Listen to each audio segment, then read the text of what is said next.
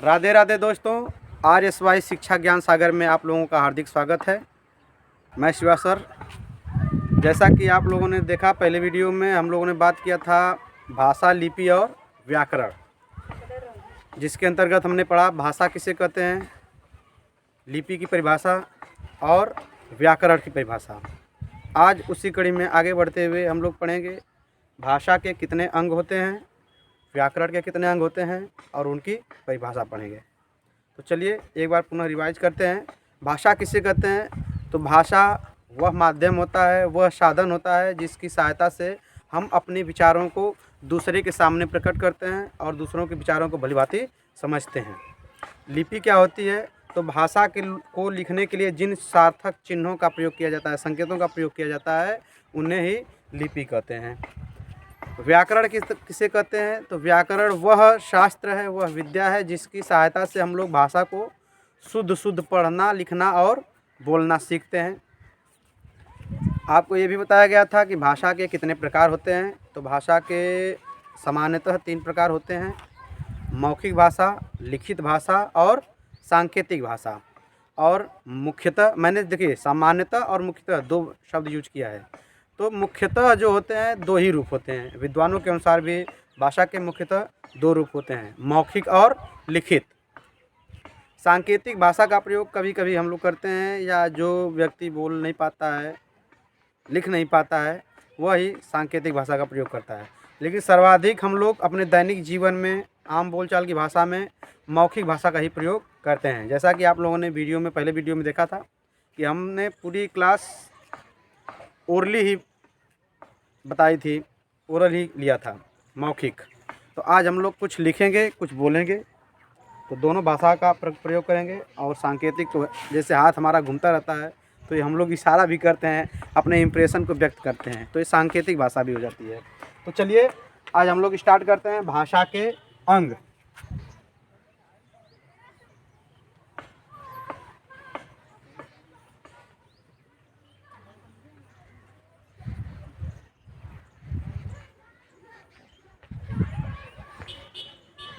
भाषा के अंग।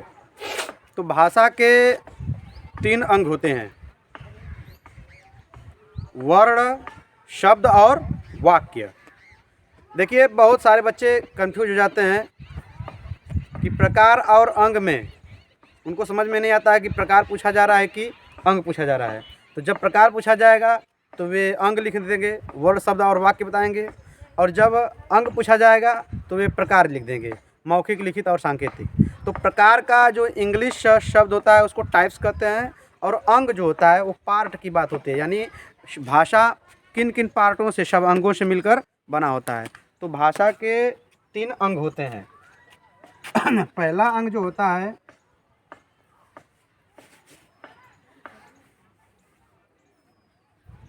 इसको आप लोग आवश्यक हो तो नोट कर लीजिएगा। पहला होता है वर्ण, जिसको हम लोग अक्षर भी कहते हैं। दूसरा होता है शब्द, और तीसरा होता है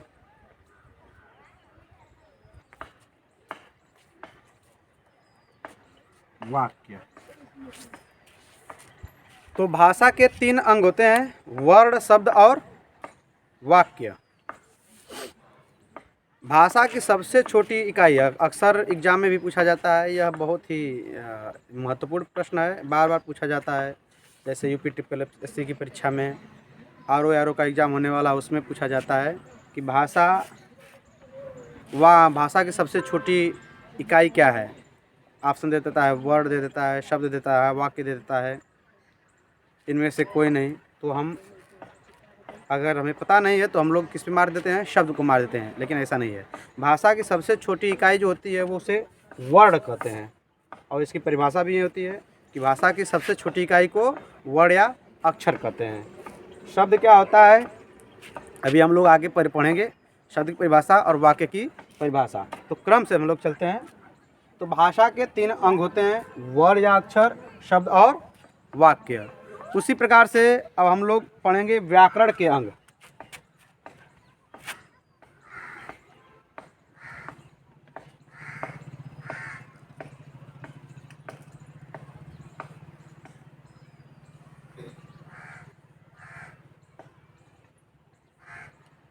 व्याकरण के भी 3 अंग होते हैं।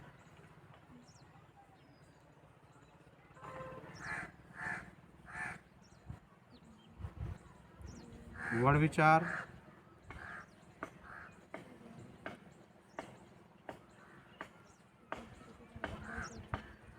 शब्द विचार और वाक्य विचार। एक बार ध्यान से देख लीजिए, भाषा के 3 अंग होते हैं, वर्ण या अक्षर, शब्द और वाक्य। और व्याकरण के भी 3 ही अंग होते हैं, वर्ण विचार, शब्द विचार और वाक्य विचार। बस इसमें हम लोग विचार शब्द जोड़ दिए हैं, तो ये जो है व्याकरण का अंग हो गया, और यहाँ से विचार हटा दिए तो ये भाषा का अंग हो गया। तो हमें उम्मीद है कि ये दोनों परिभाषा आप लोगों को इसको याद हो गया होगा कि भाषा के कितने अंग होते हैं और व्याकरण के कितने अंग होते हैं। अब हम लोग एक एक करके सबकी परिभाषा पढ़ेंगे और आगे जानेंगे कि वर्ण किसे कहते हैं, शब्द किसे कहते हैं, वाक्य किसे कहते हैं। तो चलिए हम लोग स्टार्ट करते हैं। चलिए अब बात करते हैं वर्ण या अक्षर किसे कहते हैं। तभी आपको बताया गया कि भाषा की सबसे छोटी इकाई को वर्ण या अक्षर कहते हैं। इसकी एक और परिभाषा होती है कि वह मूल ध्वनि जिसके और छोटे टुकड़े नहीं किए जा सकते हैं उसे अक्षर कहते हैं या वर्ण कहते हैं। अर्थात जो वर्ण होता है वह सबसे सूक्ष्मतम इकाई होता है, यूनिट होता है भाषा का। इससे छोटा आप कर ही नहीं सकते हैं। अगर आप उसको और छोटा करने का प्रयास करेंगे तो उसका कोई अर्थ ही नहीं होगा, उसका कोई अस्तित्व ही नहीं रह जाएगा। तो इसलिए क्योंकि यहाँ पे लिखा भी गया है कि अक्षर, तो इसको हम लोग तोड़ते हैं अधन अक्षर। तो अ माने हिंदी में अर्थ होता है नहीं, और क्षर माने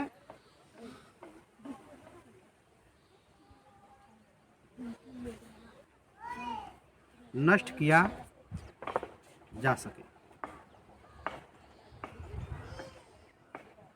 अर्थात जिसको नष्ट नहीं किया जा सकता है वही अक्षर होता है। अक्षर, क्षर माने क्षरण होना, टूट फूट होना। तो यह सबसे छोटा पार्ट ही होता है, इसको आप और खंडित नहीं किया कर सकते हैं। तो इसलिए अक्षर की परिभाषा होती है कि वह अखंड ध्वनि जिसके और छोटे टुकड़े नहीं किया जा सकते। अखंड, खंड माने बांटना, अर्थात जिसको नहीं बांटा जा सकता है, जिसको खंडित नहीं किया जा सकता है वही वर्ण या अक्षर होता है। अब हम लोग वर्ण को बांटते हैं कि वर्ण के कितने प्रकार होते हैं। तो वर्ण को 2 आधारों बांट सकते हैं, एक तो उत्पत्ति के आधार पर, दूसरा उसके रचना के आधार पर। तो वर्ण को उत्पत्ति के आधार पर 2 भागों में बांटा गया है।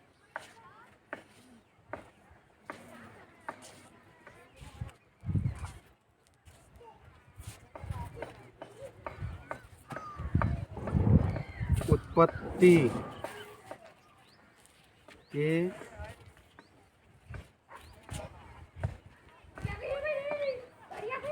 आधार पर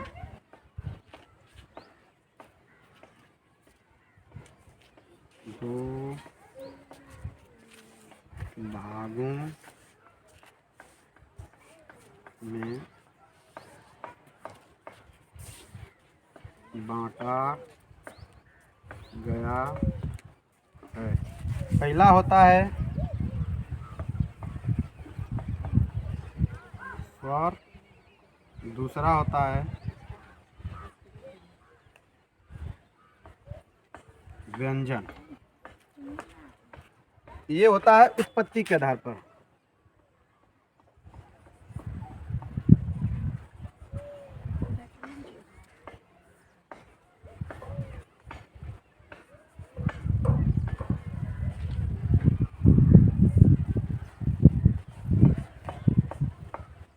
उत्पत्ति के आधार पर वर्ण को 2 भागों में बांटा गया है।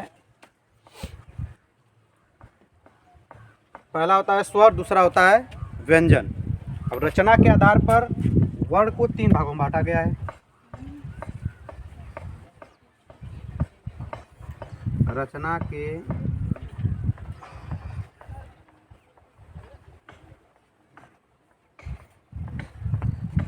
आधार पर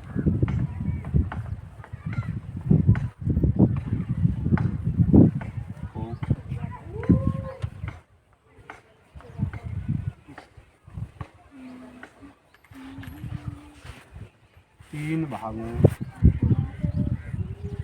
में बांटा गया है। पहला होता है स्वर, दूसरा होता है व्यंजन और तीसरा होता है अयोगवाह। अयोगवाह।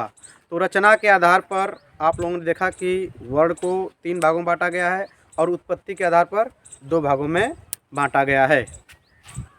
अब हम लोग एक एक करके इनकी परिभाषा देखेंगे कि स्वर किसे कहते हैं, व्यंजन किसे कहते हैं और अयोगवाह किसे कहते हैं। तो स्वर वे वर्ण होते हैं जिनके उच्चारण में किसी अन्य वर्ण की सहायता नहीं लेनी पड़ती है। स्वर वे वर्ण होते हैं जिनके उच्चारण में किसी अन्य वर्ण की सहायता नहीं लेनी पड़ती है, या कह सकते हैं कि वे वर्ण जिनके उच्चारण में हमारे मुख से निकलने वाली हवा में कोई रुकावट पैदा नहीं होती है, उन्हें स्वर कहते हैं। जैसे अ, आ, ई, ऊ। लेकिन व्यंजन क्या होता है?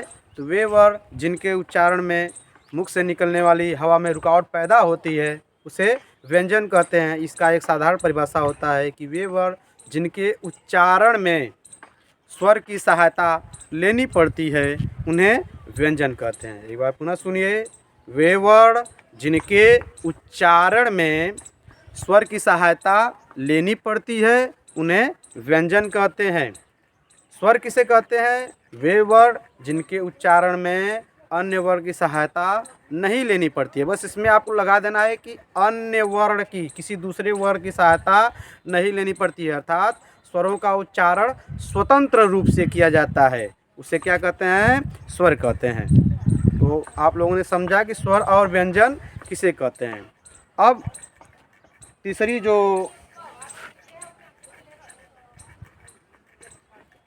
तीसरा जो प्रकार है वह है अयोगवाह। तो अयोगवाह किसे कहते हैं? तो वे वर्ण जो न तो स्वर होते हैं और न ही व्यंजन होते हैं, अर्थात जिनके अंदर न स्वर के गुण पाए जाते हैं न ही व्यंजन के गुण पाए जाते हैं, उन्हें अयोगवाह कहते हैं। अयोगवाह में भी 2 भाग होते हैं, अनुस्वार और विसर्ग। अभी हम लोग बाद में पढ़ेंगे, अभी जब इसमें प्रकार पढ़ेंगे तो, कि अयोगवाह के कितने भेद होते हैं। तो अयोगवाह के 2 भेद होते हैं। वैसे रचना के आधार पर 3 हो जाते हैं, एक अनुनासिक भी हो जाता है। तो आप लोगों ने आज देखा कि भाषा के कितने अंग होते हैं, व्याकरण के कितने अंग होते हैं, वर्ण क्या होता है, व्यंजन क्या होता है, इसकी परिभाषा हम लोगों ने पढ़ा। तो अगर ये वीडियो आप लोगों को पसंद आए तो ज़्यादा से ज़्यादा शेयर करें, कमेंट करें, और जो भी सुझाव हो कृपया कमेंट में दीजिए, और चैनल को सब्सक्राइब करना न भूलें, साथ ही बेल आइकन को ज़रूर दबा दें। धन्यवाद।